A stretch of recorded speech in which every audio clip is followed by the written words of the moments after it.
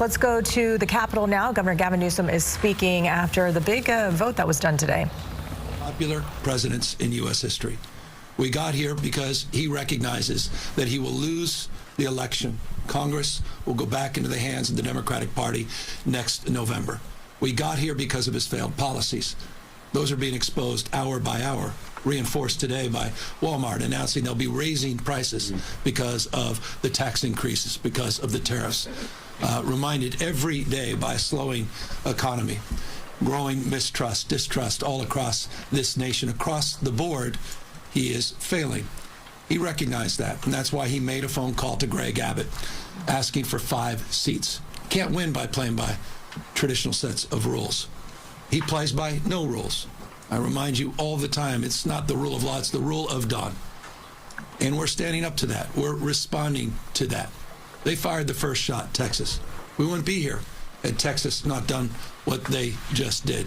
Donald Trump didn't do what he just did. He went so far as to follow up and say that he didn't just want those 5 seats. He said he's, quote unquote, entitled to those 5 seats. Just pause and reflect on that.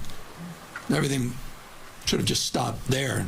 The President of the United States claiming he's entitled to 5 seats. That should put chills up your spine. Every Republican, not just Democrat and Independent, every American, those enduring values that we celebrate, just celebrated 249 years, the best of the Roman Republic, Greek democracy, the rule of law, co-equal branches of government, popular sovereignty. What we'll celebrate, will we? Next year, the 250th anniversary. Masked men at the site of the Japanese that were interned and bussed in Little Tokyo last week in Los Angeles were sent right there in front of the Democracy Center as we kicked off this effort.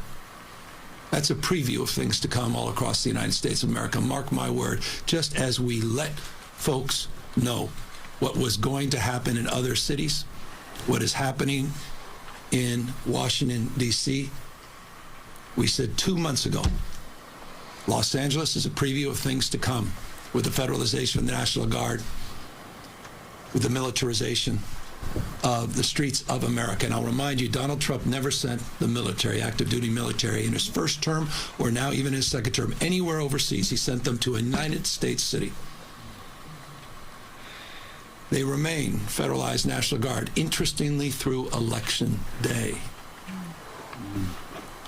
$175 billion in the bill that was just signed to reinforce the ranks of ICE, Homeland Security, for what is increasingly becoming self-evident to anyone with eyes wide open and any level of objectivity, a private army for Donald Trump,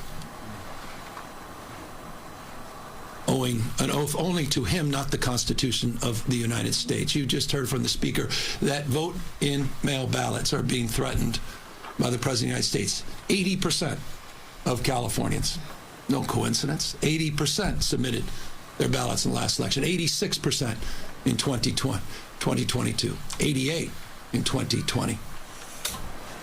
He's trying to rig the election. He's trying to set up the conditions where he can claim that the elections were not won fair and square. Open your eyes to what is going on in the United States of America in 2025. That's what this is about. We're responding what occurred in Texas. We're neutralizing what occurred, and we're giving the American people a fair chance. Because when all things are equal, and we're all playing by the same set of rules, there's no question that the Republican Party will be the minority party in the House of Representatives next year. We'll be transitioning, and I'll close, from this process that has unfolded over the course of the last few weeks to the campaign. After I sign these 2 pieces of legislation establishing a special session and the maps, I also will be signing a proclamation on November 4th, the people of the state of California, in a transparent and, as Speaker and Pro Tem said, temporary and democratic way, will have the opportunity to determine their fate in our collective future. And I couldn't be more proud, again, of the extraordinary leaders that are standing up for the rule of law, are standing up for the principles and those enduring values of our founding fathers. Thank you for getting us to this point. We have a lot more work to do to get this done in November 4th. So there you have it. Governor Newsom speaking right now and getting ready to sit down and sign two pieces of legislation that he just mentioned, one for a special session and one for the redistricting maps. He says he will also be signing that proclamation for November 4th. So that special election is in November. California plan to counter what Texas is doing is now in play. Texas, of course, redistricting, hoping to send 5 more Republicans to Congress. And now California is moving forward with a special election in November where you will vote on new congressional maps, which the Democrats hope will send 5 more Democrats to Congress. And this started in Texas, it started in California, and now other states are talking about the same thing and redrawing lines. Governor Newsom saying President Trump recognizes he will lose the election without Texas changing districts. And he claims the president is recognizing his policies are failing and that the president plays by no rules and says he is entitled to those 5 seats in Texas.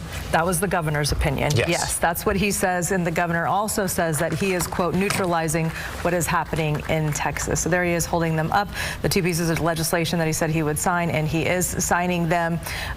Let's go ahead and take a look at some of the reaction that's coming in right now. Congressman Kevin Kiley responding to the legislature's vote and saying, quote, Newsom's scheme is an unprecedented assault on democracy and good government in our state, but gerrymandering is a plague on democracy wherever it occurs. I'm calling on Speaker Mike Johnson to advance my bill to safeguard democracy in California and end the redistricting war nationwide. End of quote from Representative Kevin Kiley, who represents the Rockland area. And of course, his district is going to be redrawn if this plan is approved in November, and it could put a Democrat in the seat that he currently serves in with a whole newly drawn district. So we also learned that that special election will cost approximately $200 million. That is the initial estimate right now, although I believe the exact numbers have not been released at this point. All right. So that just happened. You watched that live from the state capitol, where, of course, we have KCRA 3 Capitol correspondent Ashley Zavala. We'll have much more with her coming up on later edition.